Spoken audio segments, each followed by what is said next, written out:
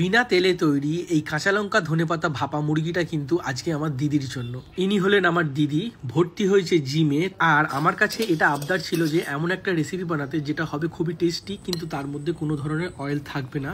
তাই জন্য এই টেস্টি রেসিপিটা বানানো। দিদি খুবই টেস্টি খাবার খেতে ভালোবাসে, তাই যারা যারা জিম করো বা হেলথ কনসিয়াস তারা কিন্তু এই রেসিপিটা অবশ্যই ট্রাই করতে পারো। বিলিভ মি, তাদের জন্য এই রেসিপিটা কিন্তু ম্যাচ মেড ইন হেভেন, এক কথায় অপূর্ব। তো কিছুই না, এই কাঁচা লঙ্কা ধনেপাতা ভাপা মুরগি বানানোর জন্য প্রথমে আমরা দইটাকে জল ঝরিয়ে রেখে দেবো। এখানে কিন্তু দইটাকে জল ঝরানো খুবই গুরুত্বপূর্ণ, তার কারণ জল যদি না ঝরান তাহলে ভাপানোর সময় দইটা ফেটে যেতে পারে বা জল ছেড়ে দিতে পারে।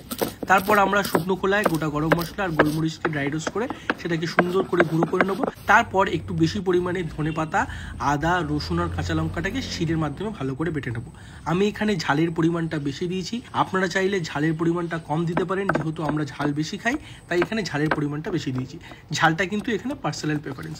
তারপর আমরা সবগুলোকে একটা ভালো সুন্দর করে পেস্ট বানিয়ে নেবো। আর এখানে আমি যে টেংরিটা ব্যবহার করেছি সেটা হলো ক্রাস্টানের। আপনারা সবাই জানেন আমি ক্রাস্টানকে কতটা ভরসা করি, আর এরকম এতগুলো টেংরি একসাথে পাওয়াও কিন্তু ইম্পসিবল। তাই ক্রাস্টানকে একটা অর্ডার দিলেই আপনারা বাড়ি বসে এইরকম সুন্দর কোয়ালিটি জিনিস পেয়ে যাবেন। ওনারা কিন্তু কোনো ধরনের ফ্রোজেন জিনিস ইউজ করে না। আপনারা সকাল 8টার মধ্যে অর্ডার দিলে তাহলেই পাবেন, মানে দিনের দিন অর্ডার দিলে কিন্তু সময়ের সঙ্গে সঙ্গে পাবেন না। বিভিন্ন ধরনের মাছ থেকে শুরু করে মাংস, বিভিন্ন ধরনের কাঠ সব কিছু পেয়ে যাবেন। তো প্রথমে আমরা মাংসগুলোর গায়ে কাটস দিয়ে টেন্ডেনটাকে ছাড়িয়ে নেবো, যে মাংসের নিচে তার ধারের কাছের যে সাদা অংশটা থাকে সেটা বার করে নেবো, তাহলে মাংসটা তাড়াতাড়ি সিদ্ধ হয়ে যাবে। তারপর আমরা মাংসের মধ্যে পরিমাণ মতো নুন, লেবুর রস, যে মশলাটা গুঁড়ো করলাম সেটা, আর কাঁচা লঙ্কা, ধনেপাতা, আদা রসুনের পেস্ট আর টক দই যেটা জল ধরিয়ে রেখেছিলাম সেটা দিয়ে ভালো করে মাখিয়ে মিনিমাম 1 ঘন্টা, ম্যাক্সিমাম ওভারনাইট রাখলে খুবই ভালো হয়। যাদের হাতে সময় আছে ওভারনাইট রাখবেন, আর যাদের হাতে সময় নেই 1 ঘন্টা রাখলেই কিন্তু এনাফ। আমি 1 ঘন্টাই রেখেছিলাম, আমার মধ্যে তেমন পেশেন্স নেই। আমার 1 ঘন্টাতেই কিন্তু খুব সুন্দর কাজ হয়ে গেছিলো। দেখতেই পাচ্ছেন আমাদের ম্যারিনেশনটা কমপ্লিট। এরপর আমরা একটা স্টিমারে এটাকে ভাপাবো গরম জল দিয়ে, তার উপরে স্টিমারটা রেখে।